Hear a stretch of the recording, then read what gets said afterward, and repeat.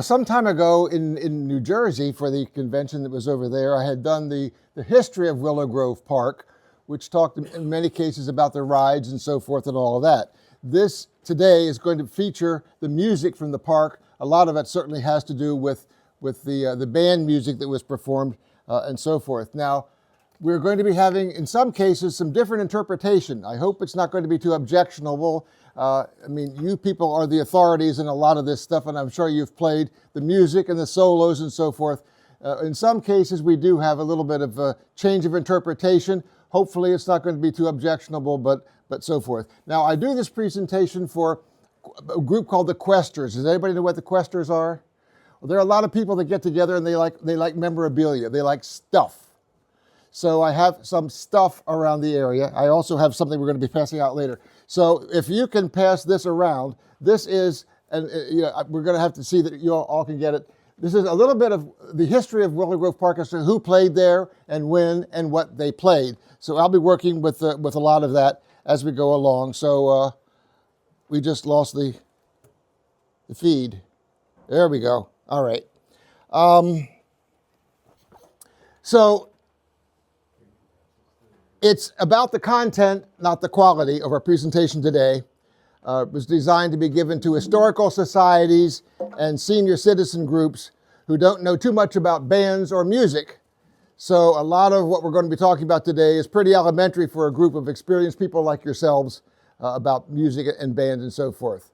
Also, many of the photographs of the souvenirs were copied from eBay off their website, and their quality leaves a lot to be desired. Hopefully that won't be too objectionable, but we'll, just take a deep breath. Some of the music was taken from very old recordings. We'll see how it sounds. Josh was glad to be able to bring some sort of a new speaker, and we'll see how all of that sounds. And I'll try to get the volume level adjusted here if I can get it so that we can all hear both me and the music. So again, consider the content, not the quality.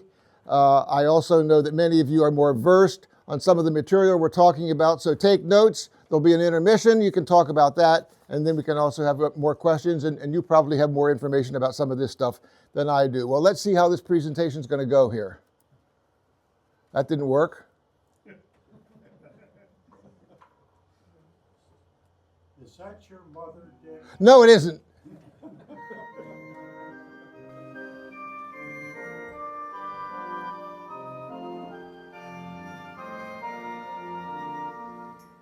Willow Grove Park was America's summer music capital from 1896 to 1926. And today we'll investigate some of the band music composed for performances at the park. Willow Grove is located northeast of Philadelphia and south of the Pennsylvania Turnpike on land originally granted by William Penn in the area of Abington, Pennsylvania. It had been a summer resort, and for a trolley ride to the end of Philadelphia line there, it was an amusement park that materialized in 1896. Some early attractions remained throughout the entire history of the park, like the $100,000 fountain, the circle swing, and the Mountain Scenic Railway, later known as the Alps. But a fire destroyed the popular rides of Venice, the Willowgraph Movie Theater, and the coal mine in 1926. Through the years, there were several carousels and roller coasters in the park.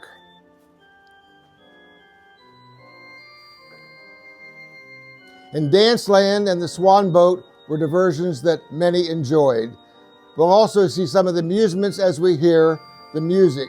James Missioner describes the early years at the park in his book, The Fires of Spring. At the close of the 19th century, most people were unfamiliar with serious music. Operas or concerts were given in Italian or German neighborhoods, but the bands for almost every town provided entertainment, but refined sounds and music was generally unfamiliar. Unlike other amusement parks, Willow Grove emphasized the culture as a theme in its architecture and its programming. Advertisements boasted the largest music pavilion in the world, and that inside are seats for 4,000 people. Yet popular performers attracted more than 40,000 to a single concert. A fountain provided additional entertainment at afternoon and evening intermissions. Of the three of Sousa's compositions that he wrote for Willow Grove Park, perhaps the most familiar is his Willow Blossoms. Familiar? The Marine Band plays it precisely and quickly. But the Quakertown Band varies the tempo and styles to paint a more sublime picture, somewhat unusual.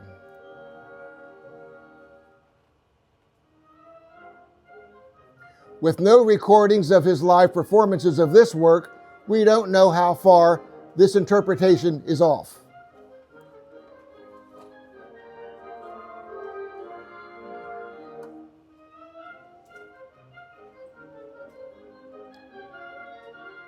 It's as if we are on one of the rides that changes speed as we go along.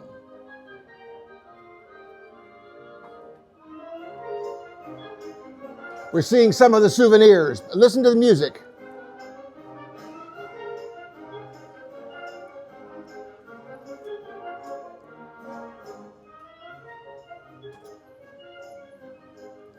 I think I'm as loud as it gets.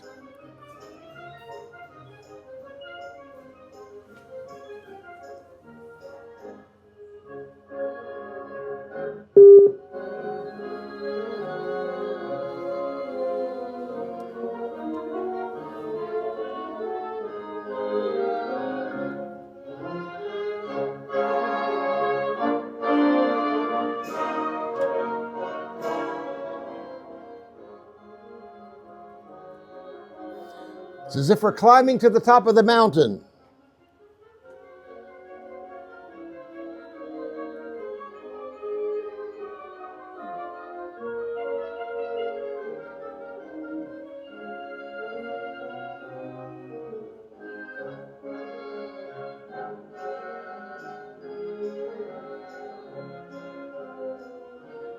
And now we're anticipating the change in speed of the ride. One last climb to the top of the mountain.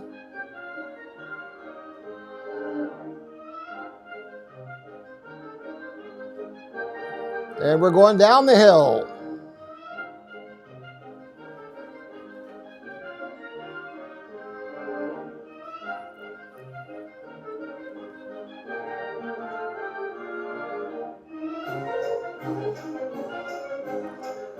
And we're going down the ride to the finale.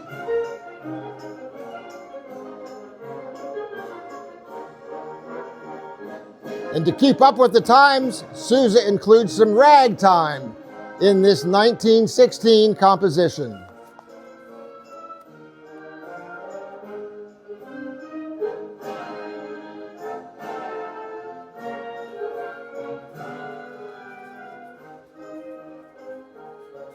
A quiet ending.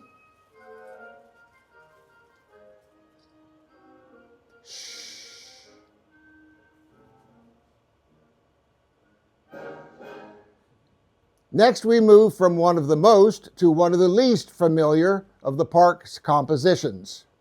During the third season, La Banda Rossa from Naples, Italy, appeared as a part of its national American tour. Eugenio Sorrentino, its conductor, wrote the Willow Grove March, which he programmed 23 times during the 3-week engagement in 1899. 2 piano editions, piano rolls, and a concert band arrangements were all for sale. Now, American marches generally have a first strain, I'll wait, second strain, key change at the trio, and a break strain in the finale. But this march is more like an overture, in forms like a rondo, with themes randomly repeating. And to guarantee its success, he included a wide range of styles. We may play this afternoon. So, the Willow Grove March begins with a classic fanfare typical of an overture.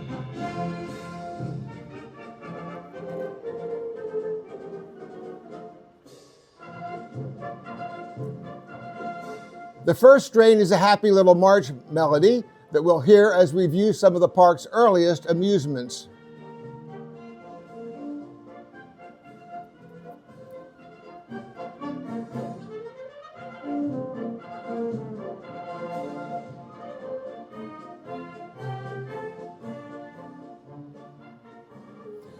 At the trio, there's a kind of a key change and a kind of little lullaby.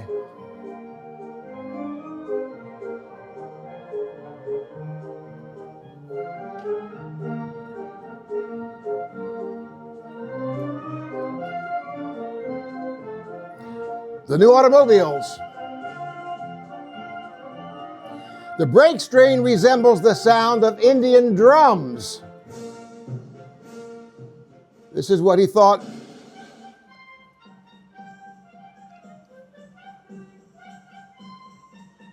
He wrote this in Italy for the American audience. He ends the work in a kind of a ragtime syncopation for the American audience.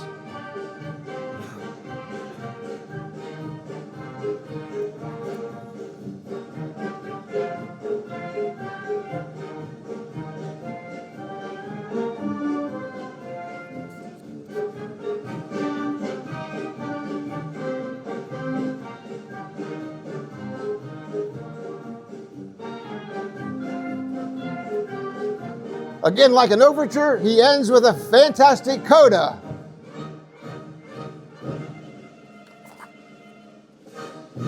That's the Willow Grove March. We'll play that this afternoon.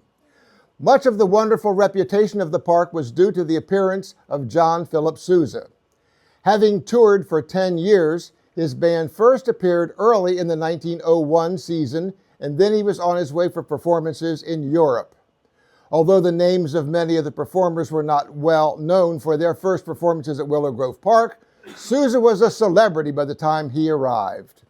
He was born in Washington, D.C. before the Civil War. Then at the age of 13 and a half, he planned to run away from home and join a traveling circus band. His father, a member of the U.S. Marine Band, learned of the plot and enlisted the boy as an apprentice in the band's trombone section. Having completed 7 years as apprenticeship, he then moved to Philadelphia to play violin in the Centennial Celebration Orchestra led by Jacques Offenbach.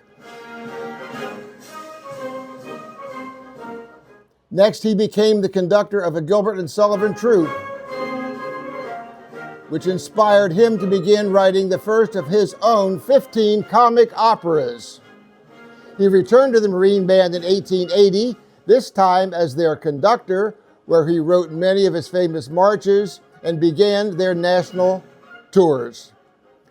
In 1892, he left the Marine Band to form his own touring concert band. By the time Sousa had reached Willow Grove, he had written El Capitan and 9 other comic operas, several produced in New York, Montreal, Washington, and London. He was almost as famous for these Broadway-type musicals as for his other compositions. We are hearing The Man Behind the Gun from his first operetta called Chris and the Wonderful Lamp. It is the first of his own compositions he played at Willow Grove Park in 1901. As with several of his selections called marches, the work recycles melodies from his own stage productions. This is why the mood and even the time signature changes in the middle of his marches. And many of his march melodies sound like songs. In fact, they were. So Sousa was off to Europe, where bands were very popular and quite proficient. 3 years later, the Royal Marine Band of Italy appeared at Willow Grove. Signor Giannani formed the band and was its manager and tenor soloist. We'll wait. But the conductor of the band was Giorgio Minoliti, who dedicated his composition to the park's manager. Although the piano music can still be found, the band arrangement has since been lost. We'll hear the differences between when it's played by piano and by a new arrangement for the band. He starts with a delicate little introduction. Here's the band's interpretation.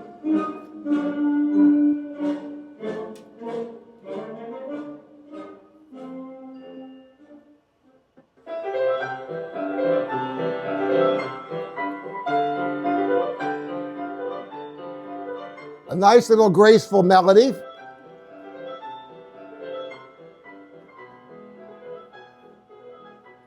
And this is what the band sounds like.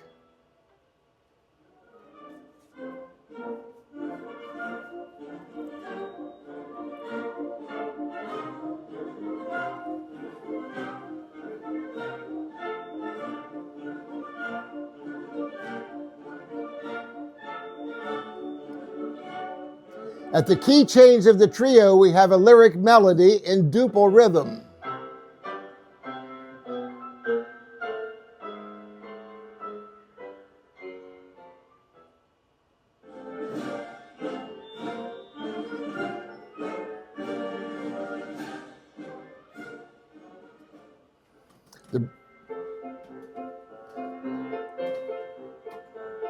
When he repeats the melody in the trio, he does it in a grandiose feel, but staying in 6/8. This is not in 6/8.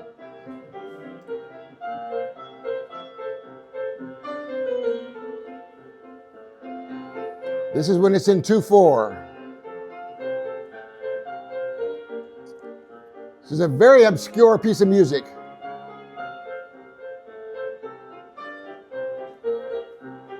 Now we're at the break strain. And now we're in 6/8.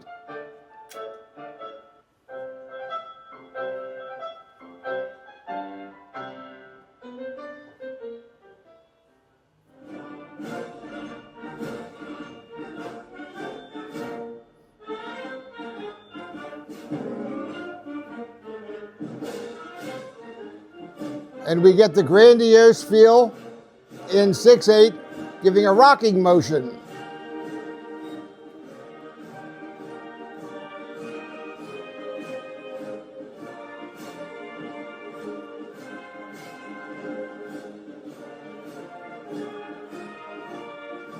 He wrote several selections which were performed at Willow Grove and on their North American tour. He also published a ragtime piece. It's almost like grand opera.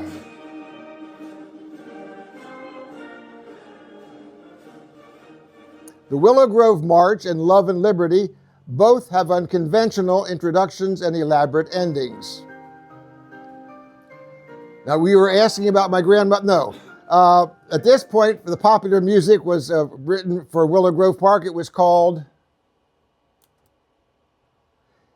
Willow Grove Sweetheart, and it was published in 1908, but we don't think that there's any kind of a band arrangement made for that. All right, perhaps you've noticed the sound of percussion on the previous selection. By now, recordings had been refined and were on thick, hard discs.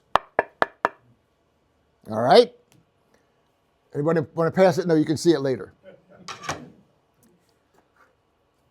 Sousa's band traveled to Camden to record for the Victrola Recording Company while they stayed at Willow Grove Park. But Sousa hated their sound and rarely conducted these recordings. One of the main reasons was that the band sounded so different in performances than on these recordings. And one of the reasons is the sound of the percussion did not record well. Sousa premiered his march, Powhatan's Daughter, at Willow Grove. Percussion, especially the bass drum, did not record well, and this recording we're going to be hearing did not include any drums.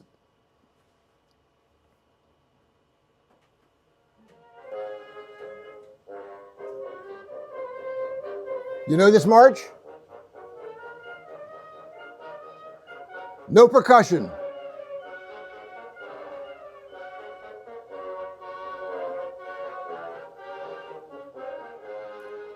But with modern technology, the percussion parts add character. Whole different march.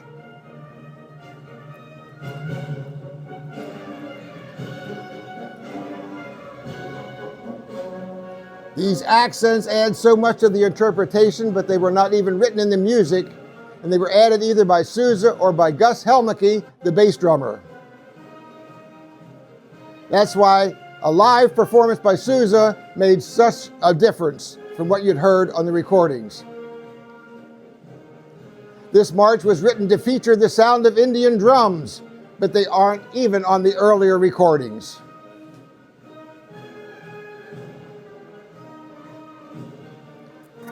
Quite a difference between the interpretation that the bass drum makes in these various performances.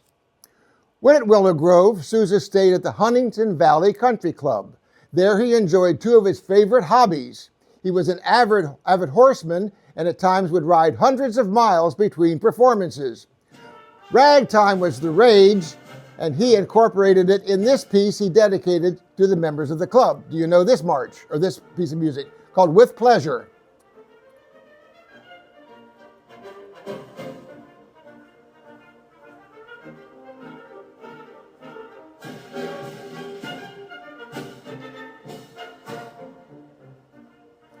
But a slower tempo helps to bring out a different character and subtlety. Many of you might object to this. Coming up.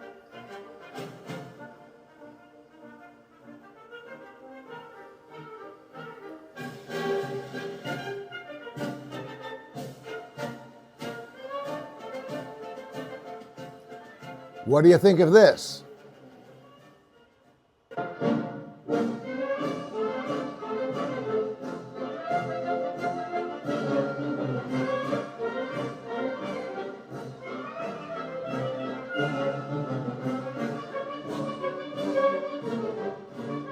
His second hobby was shooting clay pigeons. He was a national champion.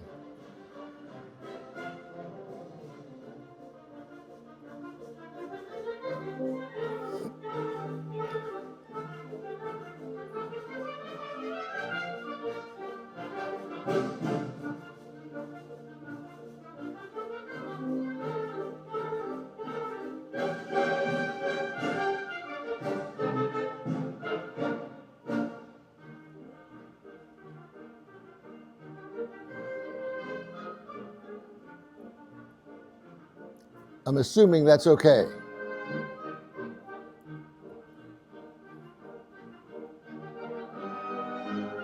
The wood block shows a ragtime influence. Listen. Sorry, that's bells.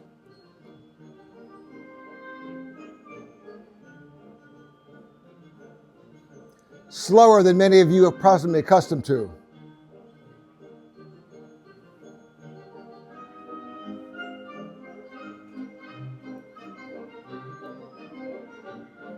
Here we go. Sousa, the ragtime composer.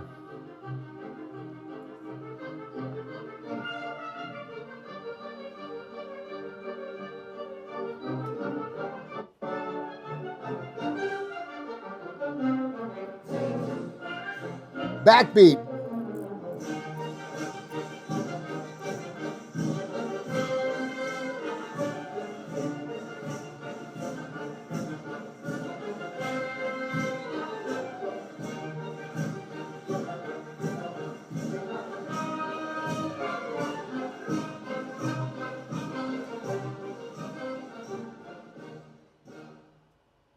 Okay, now we're getting out of this, hopefully.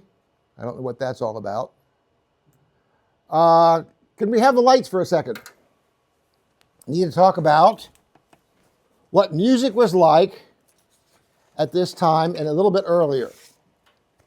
So, David Ewan has written an article called The Concert Band Music in Barnum's Day. That would have been about 1880 to 1900, sort of like where we are now. Am I on camera? Oh, wonderful. In his 1890 review, this article says, "It was the grumble of many who came to attend the orchestral concerts of Theodore Thomas that the evening fell flat because there had been no jugglers or jokes. They further lamented that the men of the orchestra were even too lazy to blacken their faces." This is Theodore Thomas and the orchestra. When Anton Rubinstein visited Memphis, who was generally considered the greatest pianist of all times, was stopped backstage by a helpful stagehand who advised him to hurry to blacken his face before the show. So, this is kind of where things were about the time we're starting to have some of this band music in the area. So, let's find out how they advertise these programs. I am organized, just a minute.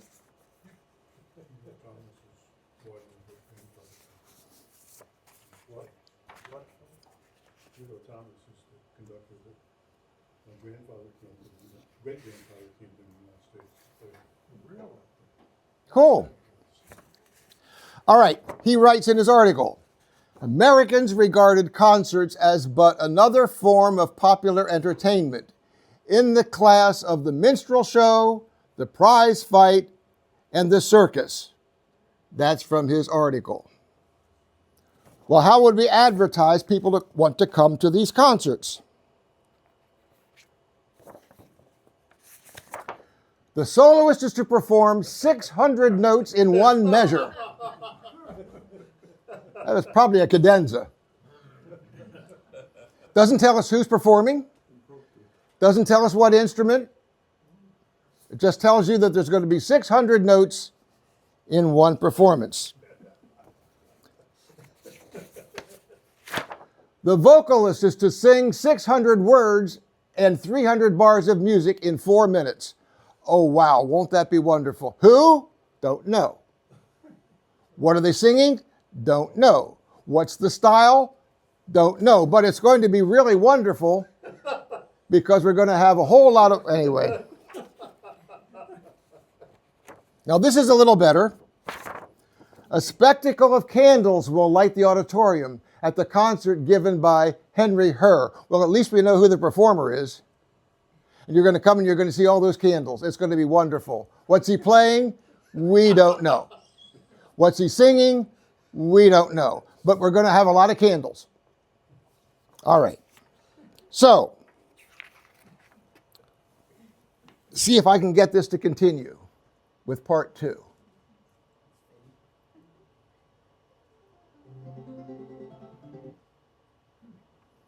All right. So, now we have what was called virtuoso solos. Now, even today, when you go to a concert, you're going to have probably some sort of a performance of a soloist. I was at the Philadelphia Orchestra 2 weeks ago. A violinist was playing, tall black guy, was wonderful, wonderful violinist, and he comes up and he goes like this. He's playing probably $1 million Stradivarius. The bow flies over here onto the floor. Now, I don't know how much the bow cost. It probably cost a little less after it was on the ground than it did, but he hits this and the bow goes there. So they stop the orchestra for just a second, and it was a good pause. He picks up the bow and continues. But, this is, again, part of the idea of the virtuoso soloist. Now, what do? All these different bands have soloists and so forth. We're going to be hearing about Frank Simon a little bit later. Let's see what this one is. He wrote this music. How about some lights? Can we bring down the lights again?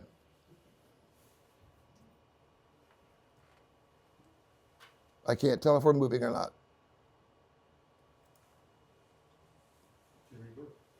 Yep. So, yes, here we do have Jimmy Burke playing Willow Echoes. He was a soloist for, well, I'm not even going to tell you. He will later. Here we have 99 notes in one measure.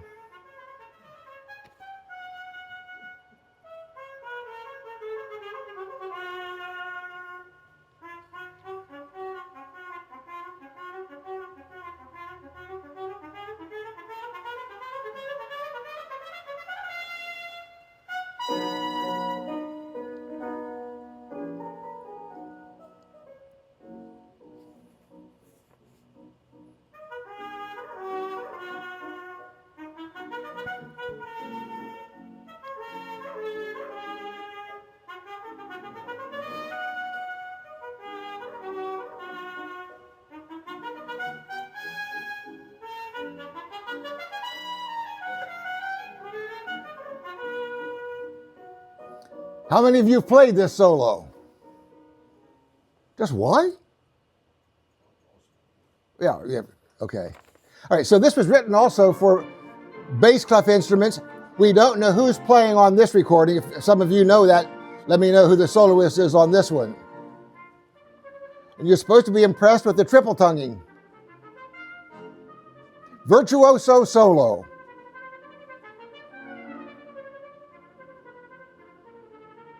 I didn't count how many notes are in that. Frank Simon was also a conductor of the Aramco Band. He'll talk about that later.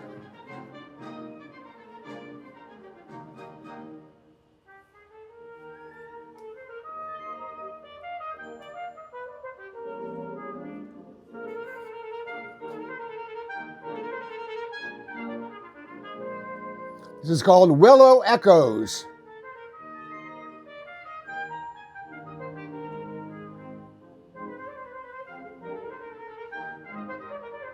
I think I had to play this for district band tryouts.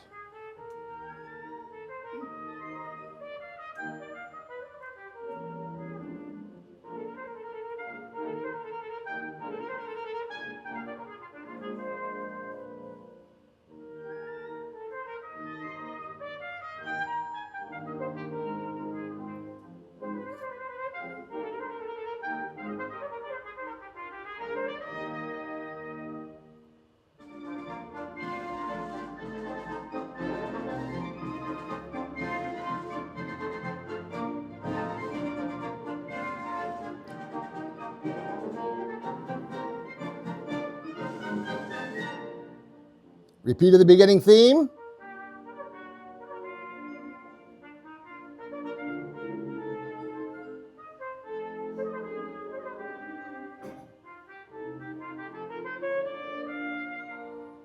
And in case you were concerned that there wasn't going to be a fancy ending, you have that book?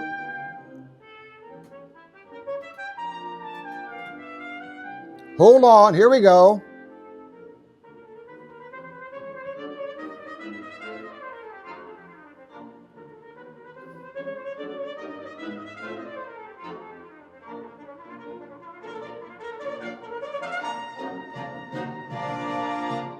Okay, I'm going to stop the program for just a second. Many of you went to district band and had tryouts and so forth, and you played these kinds of solos, right? Not anymore. Tryouts for district band now are excerpts from what they're going to be playing later on. They've cut out the solos. I think it's a real shame, but you young people talk about, reversing that. All right, so we know that in today's concerts, we certainly do have these phenomenal solos, and we come to the concerts just in some cases to hear that. And that they're called virtuoso solos. Now we're going to talk about Victor Herbert. He was a cello soloist in Ireland, then he moved to United States. He was the conductor of the 22nd Regimental Band after Gilmore died, but he's most famous for writing music for musicals, for like Naughty Marietta, where he had Jeanette MacDonald and Nelson Eddy. He wrote music for Broadway stage as well as for movies. But he wrote The Whispering Willows.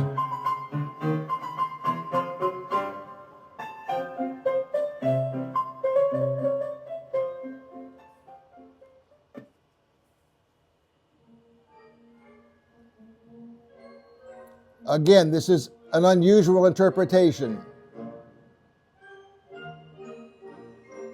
Here he is at Willow Grove Park.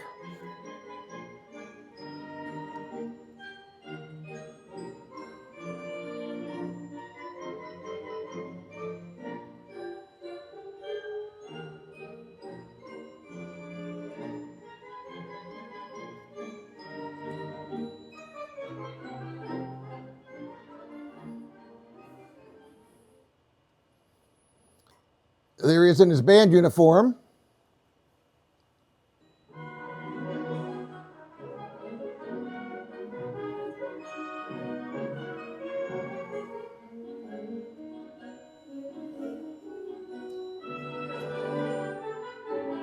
Some strange souvenirs. Now he's all over the place in those various different keys in that break section. Band didn't do it all that well.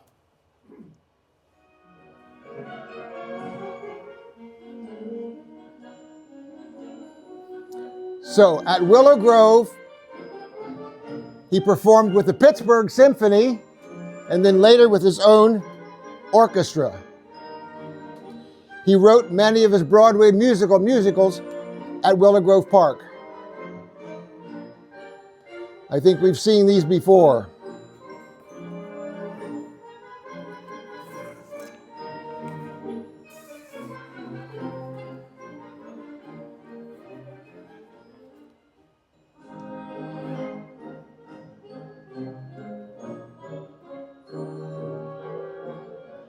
I picture some guy waiting for his girlfriend to arrive at the park, and he's sitting there in the sun and just kind of dozing off.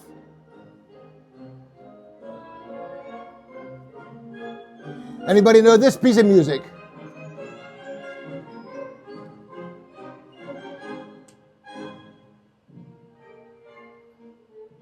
And he's falling asleep.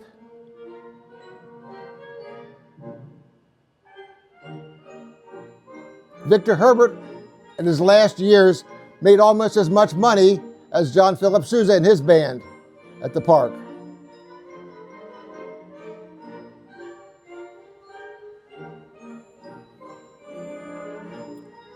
Poor guy's falling asleep, waiting for his girlfriend. And then he wakes up and says, "Oh, I'm late."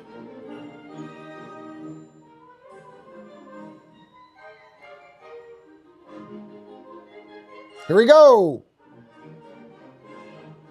All right. Well, anyway, I need to get to another portion here because sorry about that. We've already heard this section. All right. So now we're going to go to another piece of music that might be familiar.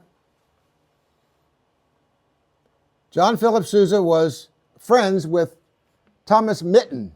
Mitton was in charge of the what was it called? Philadelphia Rapid Transit Company, and they were the owners of the park. Thomas Mitton, that was his name. Okay. So Sousa went to Mitton and said, "I'd like to write a song. What's your favorite melody?" And Mitton says, because he was familiar with the Gilbert and Sullivan, "Onward, Christian Soldiers." So Sousa says, okay, now this is a very different kind of writing for Sousa. We'll talk about that in just a minute. So you can see this is the administration building where Mitton and his crew would have been. And I think we have a picture of many of the other.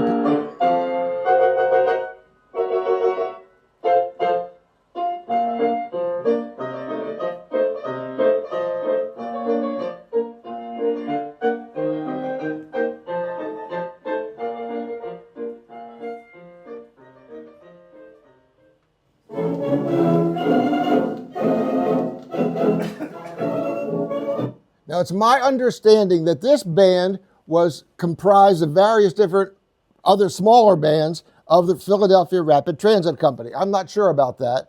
And I also think that Sousa was conducting this particular performance or recording, which, later on he didn't care for them too much. That's a rather large group. Do you know where that's taken?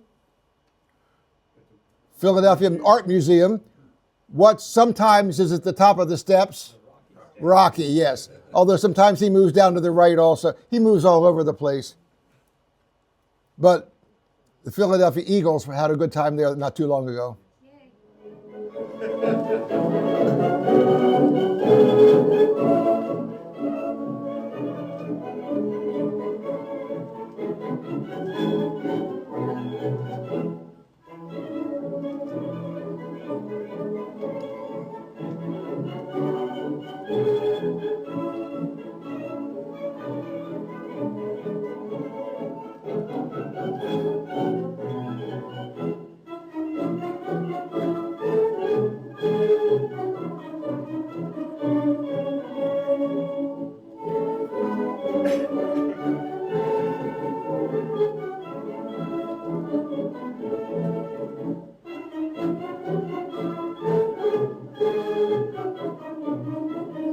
Not much percussion.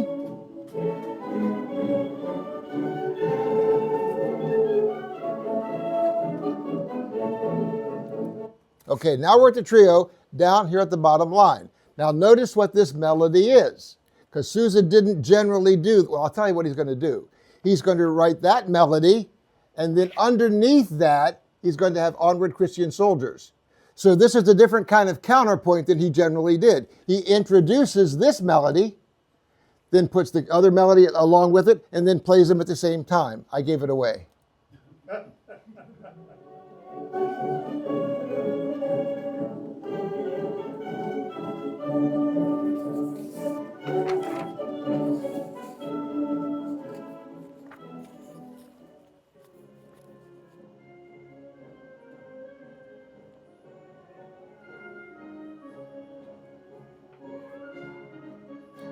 And we can hear some more bass drum in this. And there's the Honorable Christian Soldiers. Did you catch it?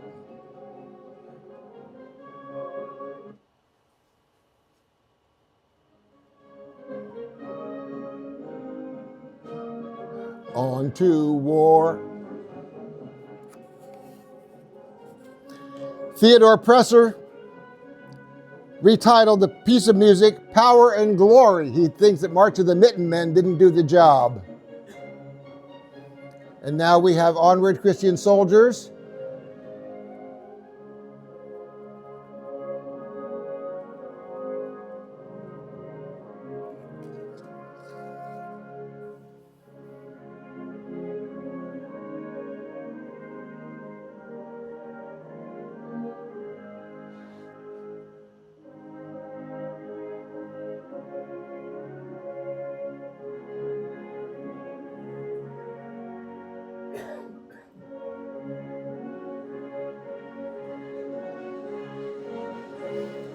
Now, combining the two melodies.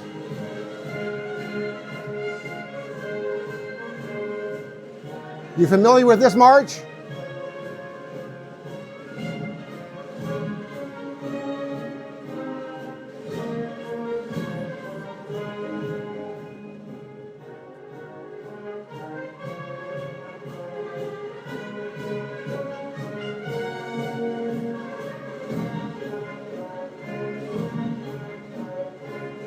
The new title.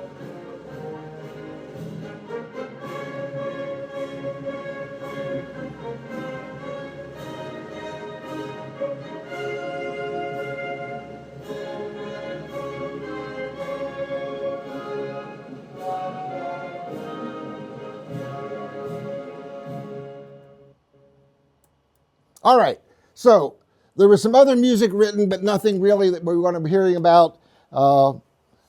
Philadelphia All the Time was another piece of music and so forth. But this is basically the end of, well, Meyer Davis, anybody know that name?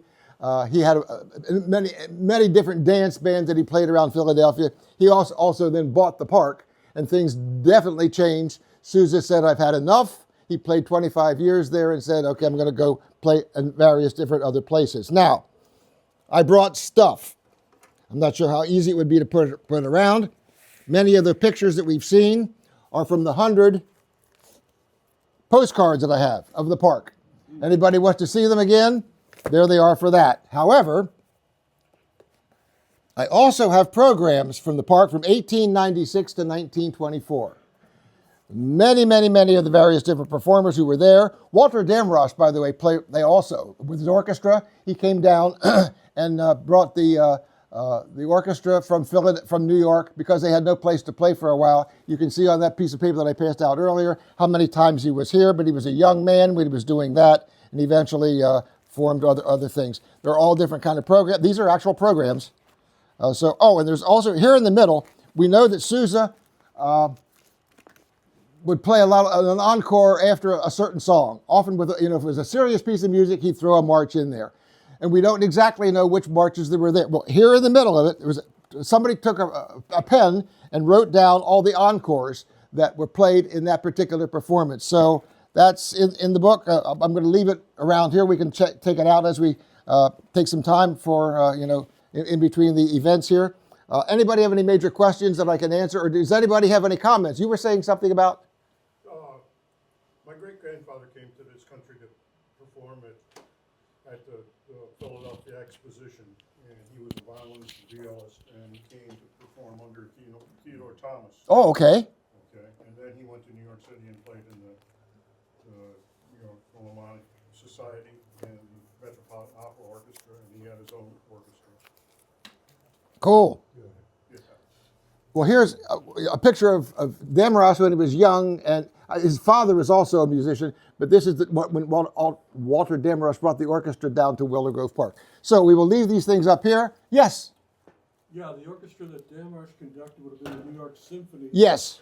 Not the New York Philharmonic, No. which combined in 28. And that becomes the NBC orchestra, I think. NBC, I think that's how it. No, that was different. That was formed from scratch for Toscanini. Oh, okay. All right. So in any case, there's stuff up here to take a look at. Any other questions or comments? Hey, Dick, when did the park basically shut down? Well, it had problems. A lot of the rides became obsolete and didn't come up to code, so it became six-gun territory in the 1950s and 60s, and they were bringing a lot of unsupervised kids from all over the place, some from Philadelphia, some from even New York City. They'd bring busloads of kids into the place, and things just didn't go all that well. So 1976 is pretty much when the park was dismantled, and you know, it became then Willow Grove Park Mall, which was successful for a little while, and then some of the pictures you saw of the lake, they filled in the lake and put a bowling alley on top of it with wooden lanes on the bowling alley that was built on the lake, and it worked. 100 lanes, so they tore that down. You know, so whatever. But the park Willow Grove Park is still there, smaller areas and so forth. Any other questions and comments? We're going to hear more about Frank Simon. Good job. Thank you.